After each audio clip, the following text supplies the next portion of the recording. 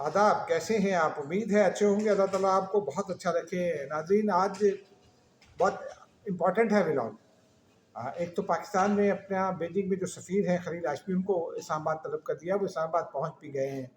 ये क्या माजरा है? फिर इसके साथ लिंक्ड है, चूँकि ग्लोबल और जो रीजनल डेवलपमेंट्स हैं, उसमें चाइना का एक बड़ा रोल है। तो ये डेवलपमेंट्स क्या हैं और चाइना से सफ़ीर को क्यों तलब किया गया, इसको ज़रा इसी तनाजुर में देखेंगे। लेकिन साथ साथ आपको अफ़गानिस्तान के हवाले से कुछ बड़ी इंफॉर्मेशन देंगे, और तालिबान क्या चाहते हैं, उनका मुतालबा क्या है या उनकी दरख्वास्त क्या है, इसके ऊपर बात करेंगे।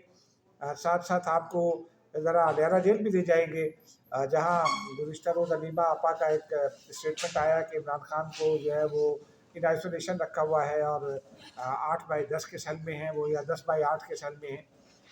वो उसमें क्या हकीकत है, क्या फसाना है, इस पे बात करेंगे।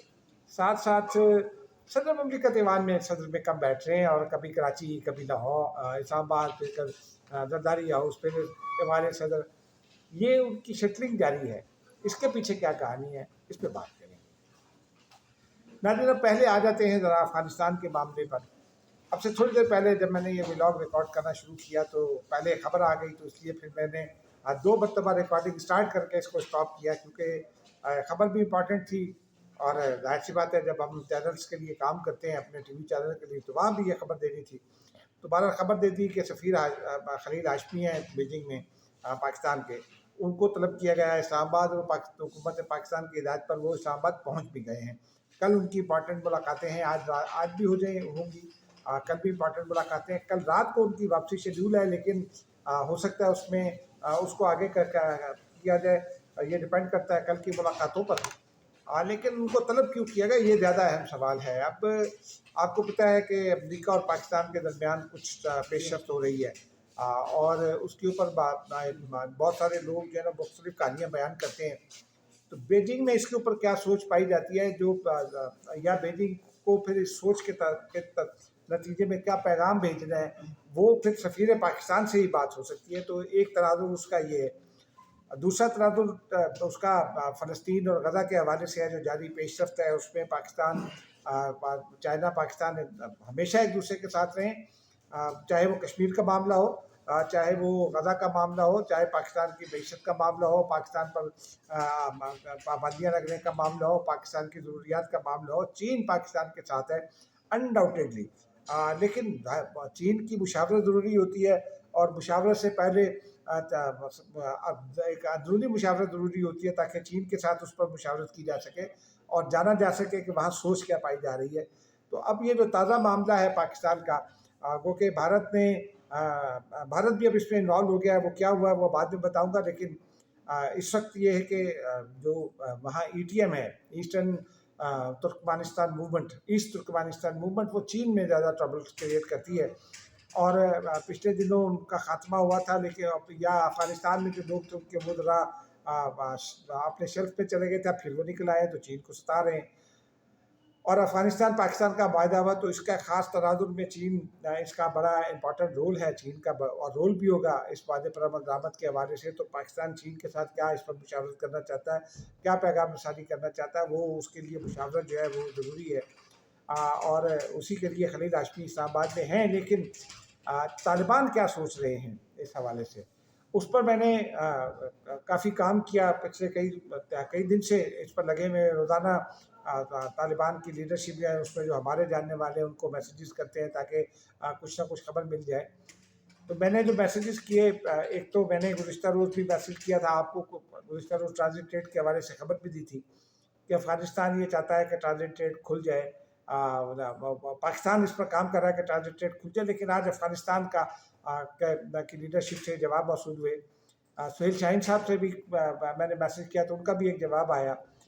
तो उनका ये दरख्वास्त भी है। वो कहते हैं कि हम पाकिस्तान से मुतालबा करते हैं, या पाकिस्तान को चाहिए, या पाकिस्तान पर जोर देते हैं। डिप्लोमेटिक लैंग्वेज में मतलब एक ही होता है, उसके जारगन्स मुख्तलिफ होते हैं, अल्फाज मुख्तलिफ होते हैं, बस कहानी एक होती है कि पाइन साढ़े तो रहम करो। अब वो ये कहते हैं कि जी देखिए, ये जो ट्रांजिट ट्रेड है, ये हमारे लाइफ लाइन है। उसके अलावा जो अफ़गानिस्तान की ट्रेड है, ये हमारी मईशत की लाइफ लाइन है, तो ज़रा मेहरबानी करें बॉर्डर खोल दें, क्योंकि उनका यही कहना है कि जनाब वो देखिए ना, आवाम का तो कोई कसूर नहीं है। और और सुहेल शाहीन ने तो एक जवाब दिया बड़ा ज़बरदस्त। उन्होंने ये कहा कि जो पाकिस्तान ये बॉर्डर ट्रेड है, इससे ट्रेड बॉर्डर बंद होने से पाकिस्तान के ताजिरों को भी नुकसान हो रहा है, अफगानिस्तान के ताजिरों को भी नुकसान है। उन्होंने तस्लीम किया कि अफगानिस्तान के ताजिरों का नुकसान बहुत ज़्यादा है, क्योंकि वो फिर उनकी एक तो ट्रेड रुक गई है, और फिर जो ट्रेड रास्ते में थी वो भी रुक गई है। इंडिया के साथ भी ट्रेड वो करना चाहते हैं, तो अब वो जो ट्रेड रुक गई है, या वो जो कंटेनर्स उनके रुक गए हैं, उनके ऊपर डैमेज पर डे के हिसाब से पड़ेगा डॉलर्स में।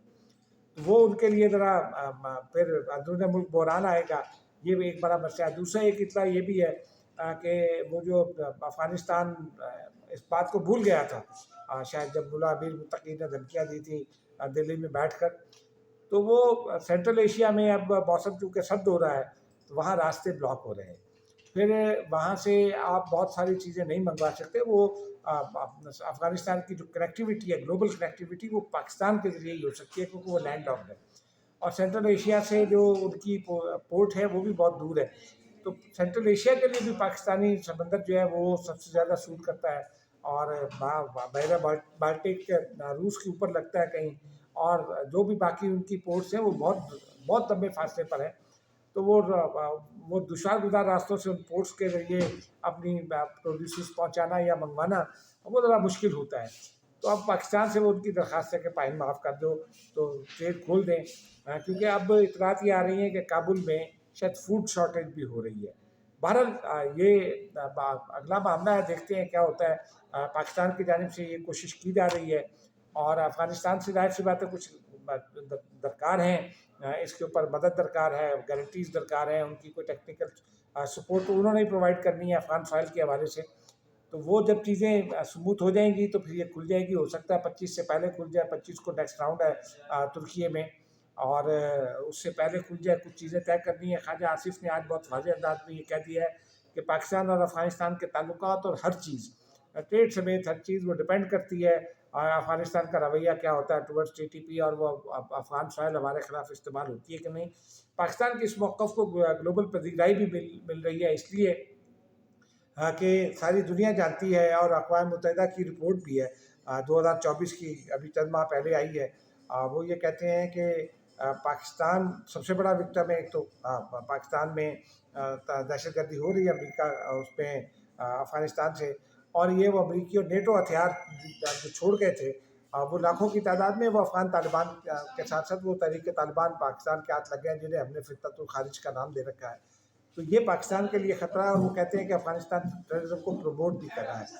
तो ये एक इम्पॉर्टेंट नुकता है, और ख्वाजा आसिफ ने ये बिल्कुल रेड लाइन वादे कर दी है कि जैसे ही, और ये पीस जो है ये डिपेंड करता है अफ़गानिस्तान पर। अफ़गानिस्तान तालिबान को रोकेगा, अपने तालिबान को भी, और फितरतुल खारिज के तालिबान को भी, तो फिर बात बनेगी, वरना फिर ये सब चीज़ें दोबारा सस्पेंड कर दी जाएंगी। तो ये बड़ा इंपॉर्टेंट नुकता है, और इसी के तनाजुर में सारी मुस्तकबिल की मनसूबाबंदी करनी है अफ़गानिस्तान ने भी और पाकिस्तान ने भी। तो बहरहाल अब इस पर और मज़ीद गुफ्तगू तो उसी वक्त मुमकिन होगी जब मज़ीद कोई डेवलपमेंट सामने आएंगी। अब ज़रा चलते हैं डयाला जेल, आपको भी ले जाते हैं।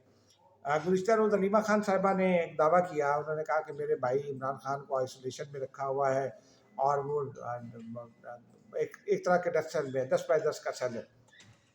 मैंने वो तस्वीरें देखी हैं जिसमें ज़ुल्फ़िकार अली भुट्टो थे, इसी रावलपिंडी की सेंट्रल जेल में 6 बाई 6 का सेल होता था। ठीक है जी, वो होता है डेथ सेल। एक तो ये बड़ा फ़र्क होता है, डेथ सेल में कोई सहूलत नहीं होती, यहाँ तो माशाल्लाह सहूलियात भी हैं। और ये इमरान खान का हक़ है, मुझे सहूलियात पर कोई एतराज़ नहीं है। ये इमरान खान का हक़ है बतौर साबिक़ वज़ीर आज़म, उनको अच्छी क्लास मिलनी चाहिए, और अच्छी क्लास मिली हुई है। अब वो PTI ये वावेला करती है कि जी दूसरे कैदियों के साथ क्यों नहीं रखते, दूसरे कैदी मुलाकातें कर लेते हैं। इमरान खान और दूसरे कैदियों में फ़र्क है। दूसरे कैदियों को सिक्योरिटी थ्रेट नहीं है, इमरान खान को सिक्योरिटी थ्रेट है। बीइंग द इमरान खान नहीं, इमरान खान साबिक़ वज़ीर आज़म हैं इस मुल्क के, तो उनको उस तनाज़ुर में, क्योंकि अगर कोई साबिक़ वज़ीर आज़म भी दहशतगर्दी का निशाना बन जाता है तो मुल्क अदम इस्तेहकाम का शिकार होता है। तो ये जो थ्रेट परसेप्शन है, یہ اس تناظر میں ہے اور اسی تناظر میں ان کو یہ سیکورٹی دی جاتی ہے۔ میں نے ذیل حکام سے بارہا پوچھا، پہلے بھی آپ کو بتایا تھا، آپ دوبارہ بتا دیتے ہیں۔ عمران خان کا سیل جو ہے وہ اس میں 6 کمرے ہیں اور یہ 90 قیدیوں کی رہائش کا سیل ہے جو اکیلے عمران خان صاحب کے پاس ہے۔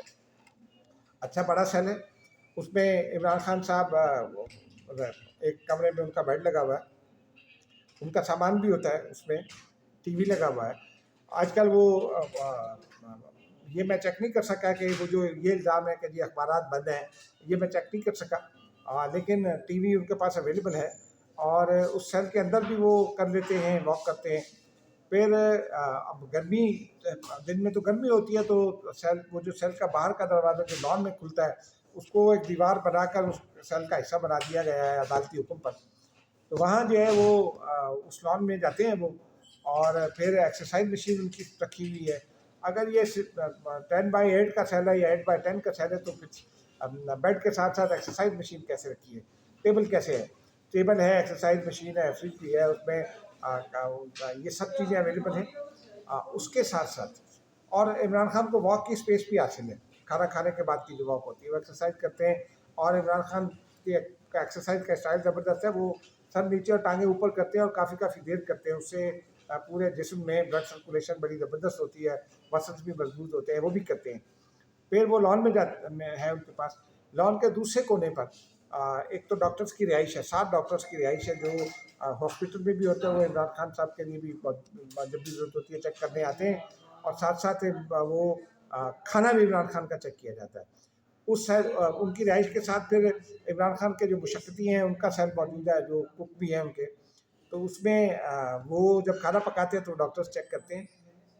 تو یہ مجھے جو اطلاعات ملی ہیں وہ میرے کریڈیبل سورسز ہیں، ذاتی سورسز ہیں، ذاتی دوست ہیں، تو اس کا مطلب یہ ہے کہ عمران خان صاحب جو ہیں وہ ان کو اس سے بہتر بے شک ملے، کوئی اعتراض نہیں ہے کیونکہ وہ سابق وزیر اعظم ہے، لیکن وہ 8x10 کا جو الزام ہے وہ شاید درست نہیں ہے۔ اب آتے ہیں ناظرین ذرا پاکستان پیپلز پارٹی اور نون لیگ کی جانب۔ ایک تو یہ ہے کہ پاکستان پیپلز پارٹی کے، میں نے کل بھی بتایا تھا کہ پنجاب میں تو تعلقات بالکل خراب ہیں، اور پنجاب میں آج بھی جو ان کی زبان تھی وہ جو ہے وزیر اطلاعات جو ہے عظمہ بخاری صاحبہ، حسن مرتضیٰ نے کچھ الزام گفتگو کی، اور انہوں نے بڑے ادب کے پیرائی میں کی، لیکن انہوں نے کہا کہ جی یہ تو زرداری کو معافی مانگنی چاہیے، بلاول کو معافی مانگنی چاہیے، اور وہ اب یہ کاسٹ کرتا ہے حکومتوں پر، آپ کی کریڈیبلٹی کو کاسٹ کرتا ہے۔ اور آج میں نے چیک کیا تو یہ فرسٹریشن کی وجہ بھی سمجھ میں آتی ہے کہ مریم نواز صاحبہ کو پارٹی کے اندر ایک تو ان کا اور چچا کا گروپ الگ ہو گیا ہے شہباز شریف صاحب کا، اور پاکستان پیپلز پارٹی کو شہباز شریف سے کوئی نہیں ہے مسئلہ، تو پاکستان پیپلز پارٹی نے اپنا وزن پر شہباز شریف کے پلڑے میں ڈال دیا ہے۔ ہو سکتا ہے اگلے 1 ماہ کے بعد جب پیپلز پارٹی کی سی ہو تو وہ پنجاب میں اپوزیشن میں بیٹھنے کا فیصلہ کر لیں، لیکن جو مریم صاحبہ کے بارے میں یہ تاثر تھا کہ ان کو پنڈی سے بھی سپورٹ ملتی ہے اور ادھر سے بھی ملتی ہے اور اسٹیبلشمنٹ کی سپورٹ، تو اس کے بارے میں بھی اب مختلف کہانیاں آنا شروع ہو گئی ہیں، کیونکہ کچھ لوگ جو ہیں جو ڈیولپمنٹس پر نظر رکھتے ہیں وہ ذرا یہ بھی دیکھتے ہیں کہ آپ کو آپ کی حکومت کر کیا رہی ہے، کئی بہت سارے اسکینڈل سامنے آ رہے ہیں، تو لگتا یہ ہے کہ مریم نواز صاحبہ کے لیے بھی حالات جو ہیں وہ ذرا مشکل صورتحال پیدا کر رہے ہیں۔ اب بڑک باری سے کام نہیں چلے گا، پھر آپ کی بطور جماعت جو ہے وہ آپ اس وقت ہی کامیاب سمجھے جاتے ہیں جب آپ لوگوں کو ساتھ لے کر چلنے کی صلاحیت رکھتے ہیں۔ اگر آپ کے اتحادی آپ کو چھوڑ رہے ہوں اور آپ ان پر صرف الزامات عائد کر رہے ہوں، اتحادیوں کا کام ہوتا ہے، جو چھوٹی جماعت ہوتی ہے اس سے سیاست کرنی ہوتی ہے، وہ تھوڑا بہت غصہ بھی کر جاتی ہے، کوئی حرج نہیں ہے اس میں۔ ہم نے دیکھا تھا مولانا فضل الرحمان کیسے آصف زرداری سے ناراض ہوتے ہیں لیکن وہ ان کو کبھی دور نہیں جانے دیتے۔ ایم کیو پیپلز پارٹی کی جب اتحادی تھی تو بہت کچھ کہتی تھی، کراچی کے حوالے سے بہت سارے الزامات عائد کرتی تھی، پیپلز پارٹی کچھ نہیں کہتی تھی۔ یہ طریقہ ہوتا ہے اتحادیوں کو لے کر ساتھ چلنے کا۔ اتحادی کو لے کر ساتھ چلنا آپ کی ضرورت اس لیے کہ آپ کی ہو سکتا ہے مجبوری نہ ہو لیکن ضرورت ہے، ضرورت اس لیے کہ آگے آپ کو 2/3 کے لیے ضرورت پڑے گی، جب آپ 27ویں ترمیم لائیں گے آپ کو بہت ساری قانون سازی کرنے کی ضرورت ہے، اس کے اوپر آپ پی ٹی آئی اکیلی اگر ایک آواز اٹھا کر آپ کو مشکل میں ڈال دیتی ہے، اگر پیپلز پارٹی بھی پی ٹی آئی کے ساتھ کھڑی ہو گئی پھر کیا بنے گا، ذرا یہ سوچنے کی بات ہوتی ہے۔ تو جب آپ اتحاد میں ہوتے ہیں تو آپ کا رویہ ذرا مختلف ہوتا ہے، وہ ہوتا ہے جو شہباز شریف کا ہے یا وہ ہوتا ہے جو آصف زرداری کا ہے۔ باقی اطلاعات یہی ہیں کہ آصف زرداری چاہتے ہیں کہ پنجاب میں بھی ساتھ چلا جائے. پیپلز پارٹی پنجاب جو ہے وہ بالکل نہیں چاہتی کہ ساتھ چلا جائے، کیونکہ وہ انہوں نے تو قیادت کو یہ بھی کہا کہ آپ ہماری جگہوں پر آ کر دیکھ لیں. یہ جواب پنجاب سے پیپلز پارٹی کی قیادت کو بھی ملا ہے. بلاول بھٹو زرداری اپنی پنجاب کی قیادت کے ساتھ کھڑے ہیں اور آصف زرداری سمجھانے کی کوشش کر رہے ہیں. اس تناظر میں ایک بات اور بھی بڑا پہلو امپارٹنٹ یہ ہے کہ آصف زرداری ایوان صدر میں کم بیٹھ رہے ہیں. کبھی وہ زرداری ہاؤس میں ہوتے ہیں، پھر کراچی جاتے ہیں، ملاقاتیں ہو رہی ہیں. اب ہم یہ کھوج لگا رہے ہیں کہ یہ اس سیٹلنگ کا مقصد کیا ہے. میں نے کسی سے پوچھا تو انہوں نے کہا کہ کراچی میں بہت سارا کام ہے، صدر آصف زرداری ابھی چین کے دورے سے آئے ہیں، کچھ چیزیں کراچی میں اور سندھ میں ریپلیکیٹ کرنی ہے. تو وہ تو یہ کہتے ہیں کہ وہ بھی ایک تناظر ہے، لیکن اس کا ایک پولیٹیکل بیک گراؤنڈ بھی ہے. انشاءاللہ کل بات کریں گے. خدا حافظ.